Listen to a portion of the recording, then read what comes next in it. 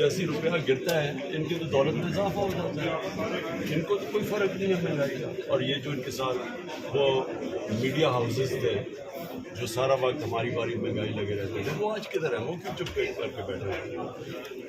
سر آپ کا جو ٹرائل توشہ خانہ کیس میں بڑے اسپیڈی ٹرائل ہوا ہے، کل خواجہ حارث صاحب نے بھی کہا کہ گن پوائنٹ کے اوپر آپ جو ہے وہ بیان ریکارڈ کروا رہے ہیں، تو آپ کو کیا نظر آ رہا ہے کہ کیا آئندہ آنے والے دنوں میں نائلی جو ہے وہ اب کانسیکوینسز آپ دیکھ رہے ہیں؟ مل کے سب چلیں گے۔ دیکھیے پہلے تو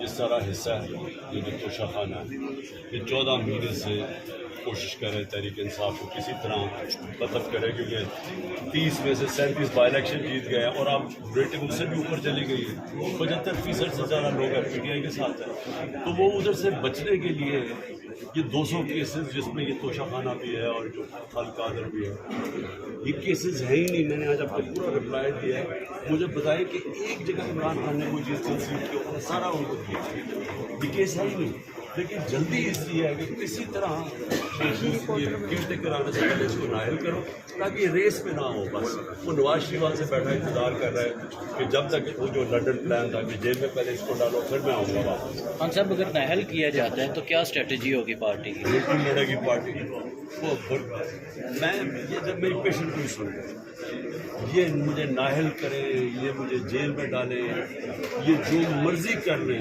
تحریک انصاف کو روک ہی نہیں سکتا کوئی۔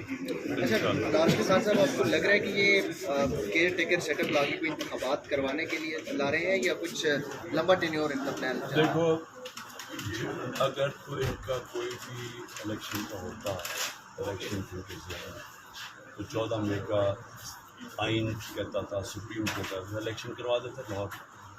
ہمارا اب یہ دو کیئر ٹیکر گورنمنٹس بیٹھی ہوئی ہے، یہ بالکل انلیگل ہے، آئین کے خلاف ہے۔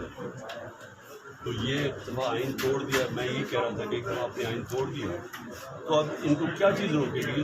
یہ تو اب بیٹھ گئے ہیں، انہوں نے ڈرے ہوئے، الیکشن سے ڈرے ہوئے ہیں۔ تو جب الیکشن سے ڈرے ہوئے ہیں ہر حربہ استعمال کریں گے یا پی ٹی آئی ختم ہو جائے تب تک بالکل ہی لڑ نہ سکے، انتظار کرو۔ لیکن یہ جتنی انتظار کرتے جا رہے ہیں نفرتیں بڑھتی جا رہی ہیں۔ ابھی بجلی کا بل کون دے گا؟ ابھی پیٹرول ڈیزل بڑھتا جا رہا ہے، آٹا کہاں سے کہاں پہنچ گیا ہے، عام آدمی کے حالات جو ہے، لوگ تو ان سے نفرت کر رہے ہیں۔ تو جو بھی یہ لمبا ایسے کریں گے ملک ان کے اگینسٹ لوگوں کی نفرتیں بڑھتی جائیں گی اور پی ٹی آئی بیٹھے بیٹھے اس کا گراف اوپر جاتا جائے گا۔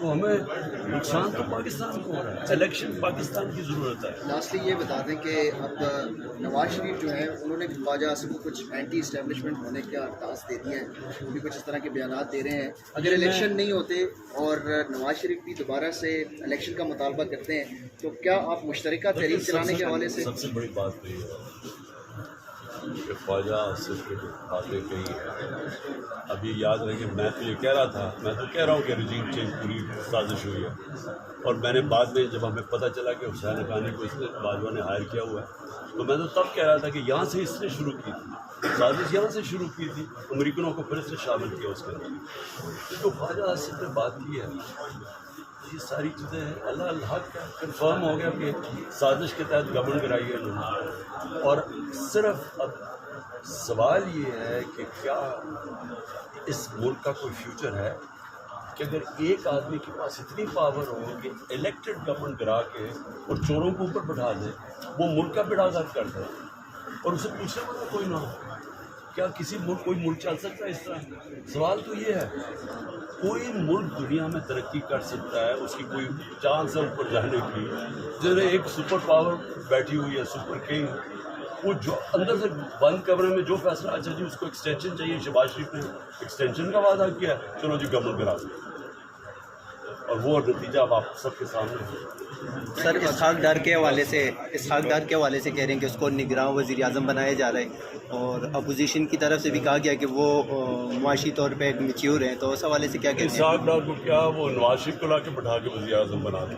پر اگر آپ نے یہی کرنا ہے، کیئر ٹیکر کا تو مقصد ہوتا ہے کوئی نیوٹرل امپائر آ کے الیکشن کروائے، انہوں نے تو وہ مقصد ہی ختم کر دیا کیئر ٹیکر کا، جس کو مرضی لیں۔